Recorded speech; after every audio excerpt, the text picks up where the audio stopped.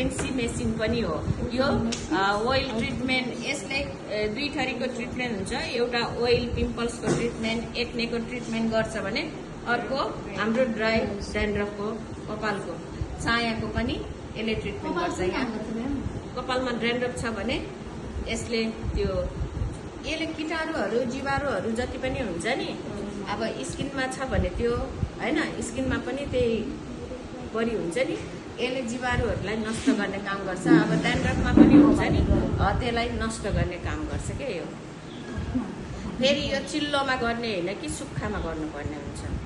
अब कपालको त्यो ट्रिटमेन्टको लागि अब हामीसँग त केही पनि छैन हैन, नै भने अब यो यस्तो नि काइयो जस्तै आकारको हुन्छ क्या, हाम्रो बिगको हुन्छ नि त्यस्तो। यो सबै पिम्पल्सको भयो के अरे हैन, स्किनमा मात्रै छ के, यसमा त्यो छैन, त्यो दिएर हिँड्छ क्या। यहाँ छैन। अहिलेको किनेकोमा आउँछ काइयो जो आउँदो रहेछ, काइयो चाहिँ हुन्छ, काइयो नै अनि यहाँ चलाउने हो, सिसाको काइयो होइन, यस्तै सिसाकै हुन्छ। पहिला पहिला त अहिले धेरै चिज के तिम्रो हेयर फल केले गरेर भएको? ड्यान्ड्रफ बढी भयो भने त्यसले के एक्टिभ गराउँछ? के एक्टिभ हुन्छ? भाइब्रेट दिन यसले अब यो ओइली स्किनमा ओइललाई कन्ट्रोल गर्ने काम पनि गर्छ यसले। यसको त ड्राई फेस वासहरू पनि एक्नेको फेस वास पाइन्छ, त्यो फेस वास युज गर्ने हैन।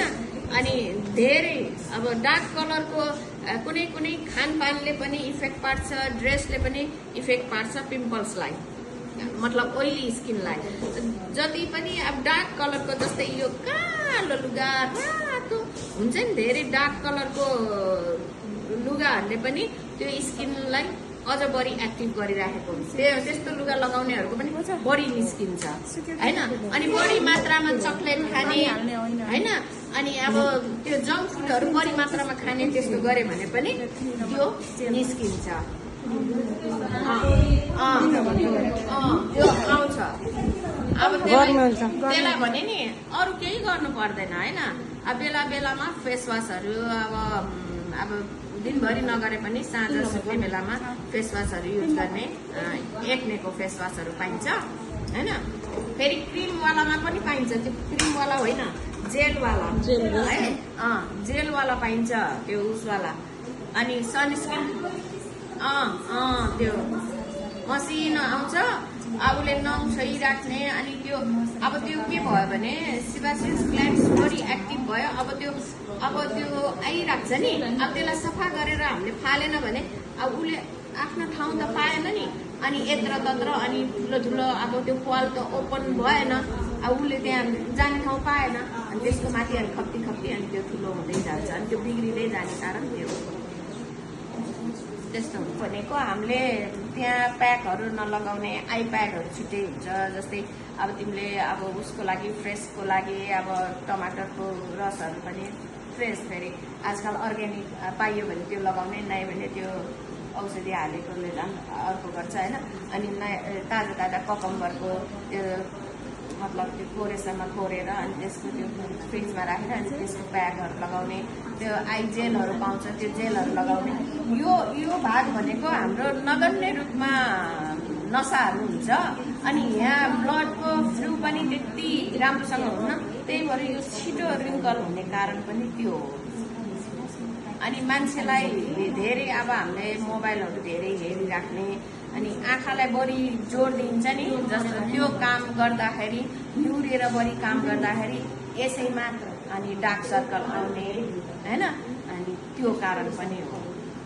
धेरै हुन्छ अहिलेको, पहिलाको बुढापाकाहरूभन्दा अहिलेको त सानैदेखि नै त्यस्तो भइसक्यो, डार्क सर्कल अक्सरको देखि। त्यही भएर यसले स्किनलाई के गर्छ, एउटा पेनिट्रेट गर्छ हैन, अनि एउटा ओसिलो हुनलाई मद्दत गर्छ हैन, ब्लडलाई पनि फ्लू गर्छ, मतलब अब स्किनमा भएको ब्लड सर्कुलेसन गर्छ, त्यो काम गर्छ भने यसमा प्लस र माइनस भनेको अब हामीले पिएचको बारेमा तिमीहरूलाई भनेको थिएँ नि, के हो त्यो पिएच लेभलमा के हुन्छ। पिएच स्केलको बारेमा मैले भनेको थिएँ नि, 0 to 14, 0 to 6.9 के हो, अल्कलाइन र एसिडिक भनेर मैले पढाएको थिएँ नि। सबै गाली स्केल भनेर मैले पढाएको थिएँ नि तिमीहरूलाई। 0 to 14 स्केल लेभल हुन्छ होइन, थाहा छ नि? यिनीहरूलाई थाहा छैन, थाहा हुनेहरू पनि त्यस्तै छ क्या ड्यानको। 0 to 6.9 सम्म एसिडिक हुन्छ होइन, अनि 7 न्युट्रल भयो, त्यो भनेको बिचको भयो होइन, न्युट्रल भयो। अनि 7.1 देखि 14 सम्म अल्कलाइन हुन्छ। अल्कलाइन भनेको त्यो राम्रो होइन। स्किनमा अल्कलाइनको लेभल बढ्यो भने ओइली हुने होइन, अब पिगमेन्टेसन पनि आउने, ड्राई हुने, अनि ओइली पनि हुन्छ बढी। त्यो भनेको अल्कलाइनतिर गयो तिम्रो स्किन भन्ने बुझ्यो होइन। नर्मल स्किन त्यो पिएच लेभल बराबर मेन्टेन भएको भन्ने हुन्छ। अब स्किनमा त्यो हुन्छ भने, किनभने स्किनको हाम्रो पिएच लेभल भनेको 4 पोइन्ट हुन्छ भनेपछि 4 कहाँ छ त, एसिडिकमा छ होइन। भनेपछि अर्को के हुन्छ त, 7.1 देखि 14 को लेभल भनेको अल्कलाइन। अल्कलाइनको लेभल अब जस्तै अब हामीले कुनै पनि चिजहरू अब खाँदाखेरि, जङ्क फुडहरू खाँदाखेरि हामीलाई साइड इफेक्ट पार्छ नि। अब हेल्दी चिज, अब दही केमा गरिन्छ त, त्यो एसिडिक भन्छ नि होइन। त्यो दही खानु राम्रो भनेको कारण हाम्रो हेल्थको लागि पनि राम्रो भयो, स्वास्थ्यको लागि। कपाल पनि त लगाउँछ नि, मेहन्दीमा त्यो दही लगायो भने राम्रो हुन्छ, अनि कागती पनि निचोर्यो भने राम्रो हुन्छ। त्यो के हो त, सबै एसिडिक हो होइन। जङ्क फुड खाँदाखेरि जस्तै अहिले हामीले अब त्यो धेरै मतलब के फ्राई गरेको चिजहरू खान्छौँ नि, अनि जङ्क फुड भन्नाले अरू के अरे चिप्सहरू, कुरकुरेहरू, चाउमिन, मोमो, पिज्जा, यो सबै फुडहरू जति पनि छ नि, त्यो सबै केमा जान्छ त, अल्कलाइन होइन। क्षारीय भन्छ, क्षारीय गराउनु राम्रो होइन होइन। एसिडिक नै हामीले मेन्टेन गर्नुपर्ने हुन्छ। अब जस्तै कपालमा पनि कसरी अल्कलाइनले के गर्छ भने, अल्कलाइन बढी भइरहेछ भने अब के गरेर बढी हुन्छ, कलर, अब स्ट्रेट, अनि पमिङ होइन, यो सबै गर्दाखेरि हाम्रो अल्कलाइनको लेभल बढ्दै जान्छ होइन, एसिडिक कम हुन्छ। त्यही भएर हामीले सेम्पूमा पनि अल्कलाइनको लेभल कति हुन्छ, त्यसको पिएच लेभल भनेको 9 to 13 सम्म हुन्छ सेम्पूको। सेम्पू गरिरहेको कपाल राम्रो हुन्छ भने त्यो अल्कलाइनतिर लगिराखेको हुन्छ।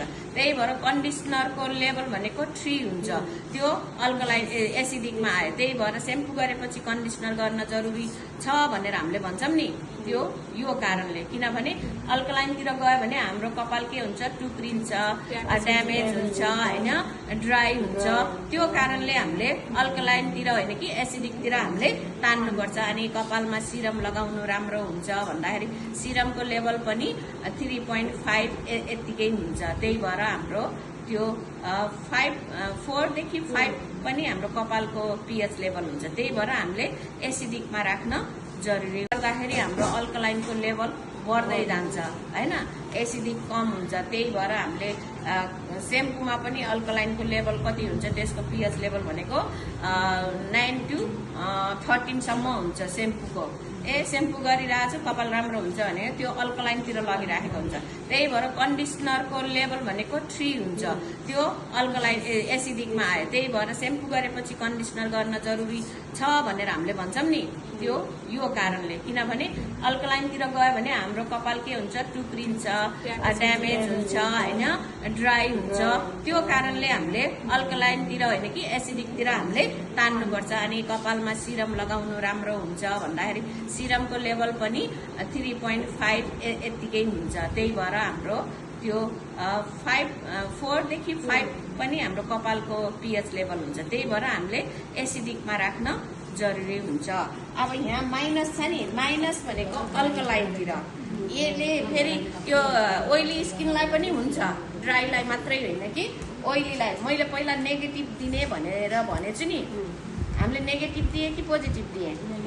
नेगेटिभ दिए होइन। नेगेटिभ भनेको अल्कलाइनतिरको त्यो जति पनि हुन्छ नि, माइनसले के गर्छ अल्कलाइनतिर ऊ गर्छ भने प्लसले एसिडिकतिर।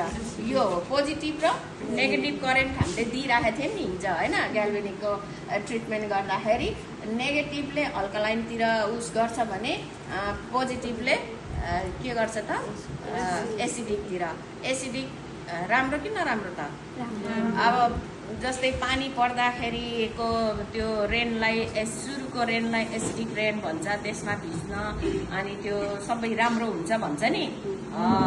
रेनीवाला पानीले तिमीहरूले कपडा धो, कपडा पनि कति सफा हुन्छ होइन। घमौरा निको, त्यत्तिकै घमौरा निको हुन्छ त, त्यसमा छ नि त एसिडिक होइन। त्यही भएर त्यो पानी परेको पानीले नुहाइदेऊ त घमौरा निको हुन्छ भनेपछि त्यसमा छ त राम्रो चिज होइन। त्यही भएर बोरिङको पानी फेरि त्यो अम्लीय, मतलब त्यो एसिडिक हुन्छ, अम्लीय छ के त्यो राम्रो भएन। किनभने बोरिङको पानीले कपाल नुहाउ एकदम जर्रो बनाइदिन्छ। जति जमिन मुनिको चिज भयो नि त्यति नराम्रो। जमिन माथि बगेको खोलाको पानीमा नुहाउ त्यो पनि राम्रो। सतहमा भएको राम्रो, मुनि भएको नराम्रो, बुझ्यो? त्यही भएर टमाटर पनि जमिनभन्दा माथि छ नि होइन, त्यो के हुन्छ त्यसलाई पनि एसिड भन्छ नि त होइन। त्यो जमिनभन्दा माथि आएको जे पनि फलफुलहरू हुन्छ नि त्यो राम्रो, जमिनबाट निकाल्ने त्यो राम्रो। आलु पनि धेरै नखाने भन्छ नि, त्यसले शरीरलाई के गर्छ हानि गर्छ। खरबुजा त माथि हुन्छ, खरबुजा खानु राम्रो भन्छ नि। कटहर त्यो यसको छैन नि।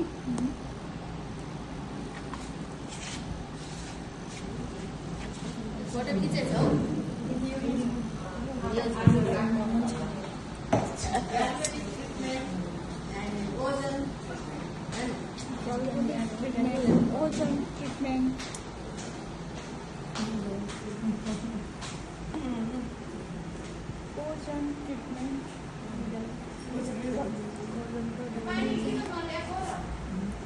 मैले लिइरहेको जानु त ल म्यानेजमेन्ट गएर पुष्पा दिदी जानुहुन्छ आज। हिजो म गएको, ऊ पनि नयाँ नि गएको न हिजो। सक्नु पऱ्यो नि, दुइटा जानु न त, दुइटा जानु दुईजना। को जाने एउटा को जाने जानु को छ हाम्रो गीता दिदी, पुष्पा दिदी, माया, म अनि हजुर न जानु दुईजना। जानु त पानी लिएर जानु पऱ्यो। सक्यो त्यो हिजो ल्याएको। मिस कति मिनट गर्ने हो यो? 5 देखि 7 मिनटसम्म।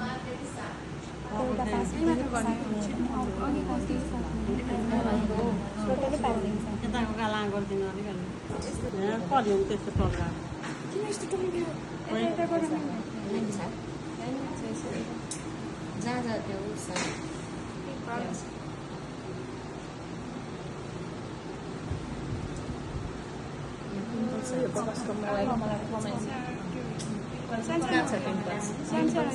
त्यो ट्याप्प छोइरहेको त्यही छोइरहेको 3 चोटिसम्म सेकाउनु उठाएर यस्तो रेडिएसन थेरापी थेरापी नै हो। मैले गर्न पर्ला जस्तो। तिम्रो पनि छ भने छ गर्न सक्यो। तिमीहरूले फेसियल नै गर्नुपर्छ भन्ने छैन नि। यसैले मात्र गर्यो स्किन क्लिन गर अनि सेकाउनु मिल्यो। क्लिन्जिङ गर्ने अनि अब उसकोमा प्याक लगाउनु त भयो। सबै त्यो प्रोसेस स्क्रब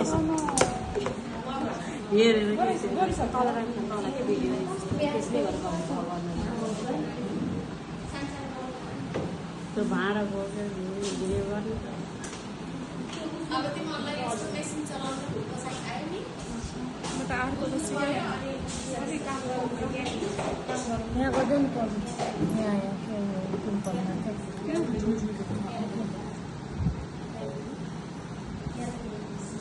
यसको तल पनि छ।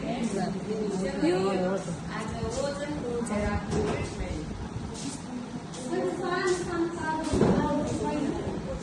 अब एडभान्स लेभल जस्तो भयो नि।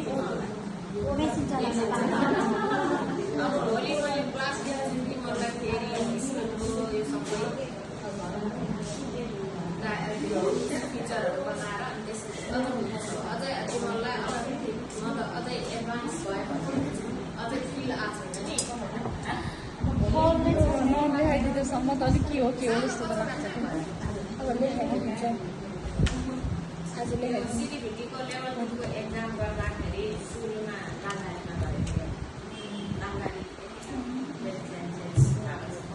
लेभल 2 गरिसकेको मान्छे